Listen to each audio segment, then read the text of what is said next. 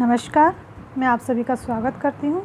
जैसा कि आप सभी जानते हैं, लॉकडाउन के कारण सभी विद्यालय बंद हैं। तो ऐसे वातावरण में सिर्फ ऑनलाइन शिक्षा ही पढ़ाई का एक अच्छा माध्यम है। तो आज की मेरी वीडियो विशेष तौर पर उन बच्चों के लिए है जो 5वीं कक्षा तो पास कर चुके हैं और अब 6ठी कक्षा में प्रवेश लेंगे। तो प्यारे बच्चों, अभी तक आपने केवल 2 ही भाषा सीखी थी, जो कि हिंदी और अंग्रेजी है। अब 6ठी कक्षा में आप एक और भाषा का अध्ययन करेंगे, वह है संस्कृत।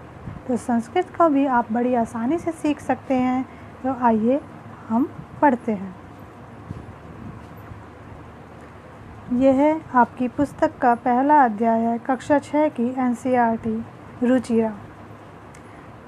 यहाँ पर लिखा है प्रथम पाठ। प्रथम मतलब पहला पाठ। यहाँ पर आप देखेंगे कि बहुत सारे शब्दों के पीछे 2 बिंदियाँ लगी हैं। मैं आपको बता दूं कि संस्कृत में ये 2 बिंदियाँ विसर्ग कहलाती हैं।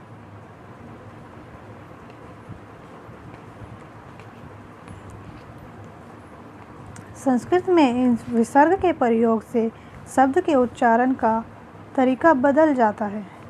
जैसे कि अगर मैं यहाँ पर एक शब्द लिखती हूँ न म, इसको हम पढ़ेंगे नम। क्या पढ़ेंगे? नम। लेकिन जब मैं इनके पीछे विसर्ग लगा दूंगी तो इसमें इसके उच्चारण करते समय आपको ह की आवाज़ सुनाई देगी, जैसे नमः। अब ये नम नहीं है, इसको हम नमः पढ़ेंगे।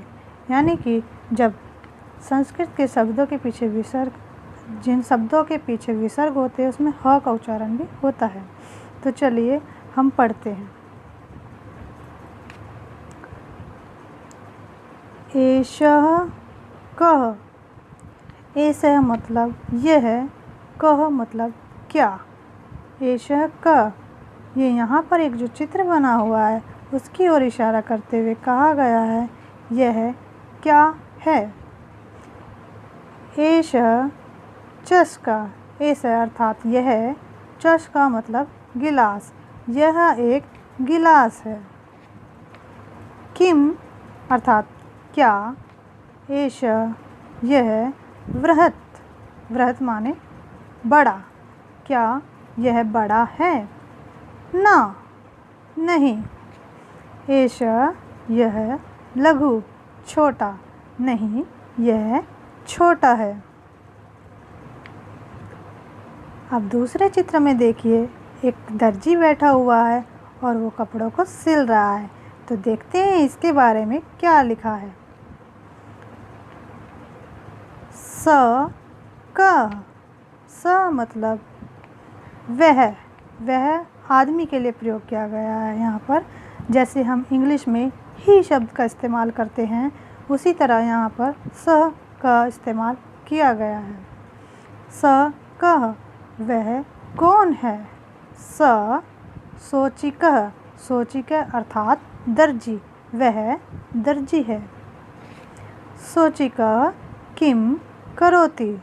शोचिकः अर्थात दर्जी, किम क्या, करोति मतलब करता है। शोचिकः यानी दर्जी क्या करता है। किम स खेलती। किम अर्थात क्या, स मतलब वह आदमी, खेलती खेलता है। क्या वह खेलता है? न नहीं।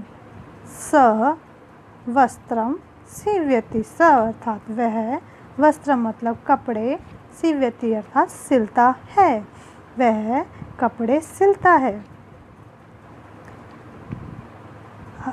अब इस चित्र में देखेंगे यहाँ पर 2 कुत्ते बने हैं। तो अब उसके बारे में पढ़ते हैं। एतौ कौ। एतौ कौ, वे 2 कौन है। वे 2 क्या हैं। जैसे यहाँ पे सिर्फ क लिखा था पर यहाँ पर कौ लिखा है, क्योंकि यहाँ पर केवल एक व्यक्ति था और यहाँ पर 2 हैं। यहाँ पे 2 जानवरों को दिखाया गया, इसलिए यहाँ पे कौ का इस्तेमाल किया गया है। एतौ कौ। एतौ शुनकौ स्तः। यहाँ पर बताया गया है कि एतौ मतलब वे 2, शुनकौ अर्थात 2 कुत्ते, स्तः मतलब हैं, वे 2 कुत्ते हैं। किम एतौ गर्जते, किम अर्थात क्या, एतौ वे, गर्जते मतलब गरजते हैं, क्या वे गरजते हैं। न एतौ उच्चै बुक्कत, वे नहीं, वे ऊंचे मतलब ऊंचे, ऊंची आवाज़ में, बुक्कत है मतलब भौंकते हैं। अब अगला चित्र देखते हैं। यहाँ पर एक किसान है और उसके पास 2 बैल हैं जो कि वो खेत में हल जोत रहे हैं। तो अब इनके बारे में पढ़ते हैं। तौ कौ, यहाँ पर भी 2 हैं, 2 जानवर दिखाए गए हैं। ये तौ कौ, वो 2 क्या हैं। तौ बलिवर्दौ स्तः, वे 2 बैल हैं। किम तौ धावतः, क्या, किम अर्थात क्या, तौ मतलब वे, धावतः दौड़ते हैं, धावतः मतलब दौड़ना। ना नहीं, तौ मतलब वे, क्षेत्रम, क्षेत्रम मतलब यहाँ पे खेत के लिए इस्तेमाल किया गया है। करस्तः मतलब जोतना, वे खेत जोतते हैं। तौ वे, क्षेत्रम खेत, जो करस्तः जोतते हैं।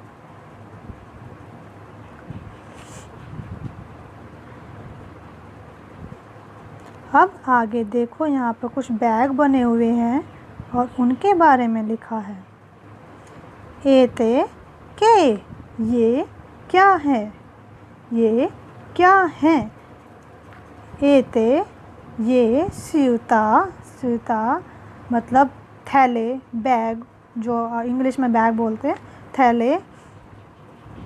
संति हैं, क्योंकि ये बहुत सारे हैं ना, ये 1 या 2 नहीं है, ये 1 या 2 से ज़्यादा है, इसलिए हम यहाँ पे संति यानी कि ये बहुवचन रूप है, हम उसका इस्तेमाल कर रहे हैं अब यहाँ पर। एते स्यूता संति, स्यूता मतलब थैले। किम एते हरित वर्णा, किम अर्थात क्या, एते ये, हरित मतलब हरा, वर्णा मतलब रंग, हरित वर्णा, क्या ये हरे रंग के हैं। नहीं, एते नीलवर्णा संति, नहीं ये नीले, नील मतलब नीला, वर्णा मतलब रंग, संति हैं, नहीं ये नीले रंग के हैं। अब अगले चित्र में यहाँ पे कुछ बूढ़े दिखाए गए हैं। ते के, वे कौन हैं।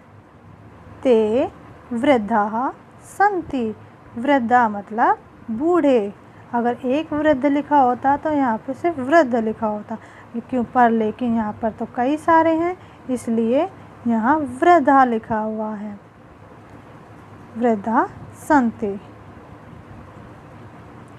किम ते गायन्ति, क्या वे गाते हैं, क्या ये गा रहे हैं यहाँ पे, नहीं, नहीं। ते गायन्ति मतलब गाना। ते हसन्ति, हसन्ति अर्थात हंस रहे हैं। तो इस तरह हम संस्कृत को आसानी से सीख सकते हैं। चलिए हम कुछ शब्दों का उच्चारण कर लेते हैं। जो कि शब्द अभी इस पाठ में आए हैं, हम उन्हीं शब्दों का एक बार दोहरा लेते हैं। चस्का, चस्का अर्थात गिलास। वृहत बड़ा। सोचिका दर्जी। खेलती खेलता है। सीव्यति सिलाई करता है। सुनको 2 कुत्ते। गरजता गरजते हैं। उच्चय जोर से।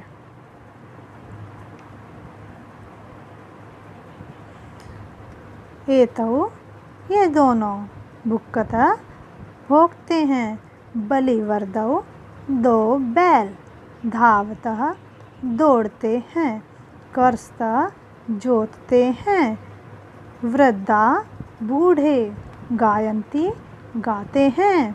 हसन्ति हंसते हैं। स्यूता थैले। हरितवर्णा हरे रंग के, नीलवर्णा नीले रंग के। अब जैसा कि मैंने आपको कहा था कि क्या आप अपने संस्कृत की डिक्शनरी बना सकते हैं? जी हाँ, बिल्कुल। मैं बताती हूँ आप संस्कृत की डिक्शनरी कैसे बनाएंगे। आप अपने लिए एक कॉपी ले लीजिए। अगर नई कॉपी लगा सकते हैं तो बहुत अच्छी बात है, एक नई कॉपी अलग से लगा लीजिए। उसमें आप कुछ इस तरह से कॉलम बनाएंगे।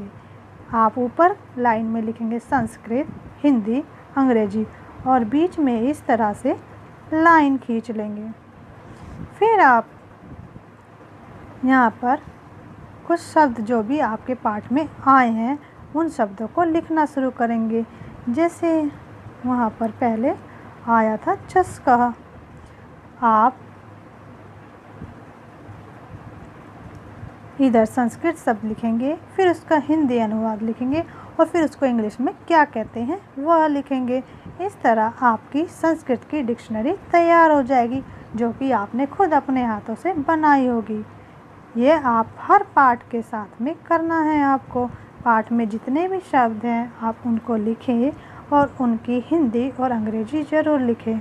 इससे क्या होगा, आपके पास आपकी एक स्वयं की डिक्शनरी भी तैयार हो जाएगी और आप जब मन करे तब उन शब्दों को पढ़ सकते हैं और अपने संस्कृत आसानी से सीख सकते हैं।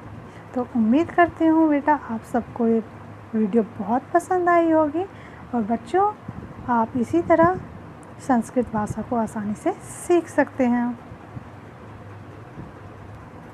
आपको ये वीडियो कैसी लगी, आपको संस्कृत समझने में आसानी हुई, ये मुझे ज़रूर बताएं कमेंट करके।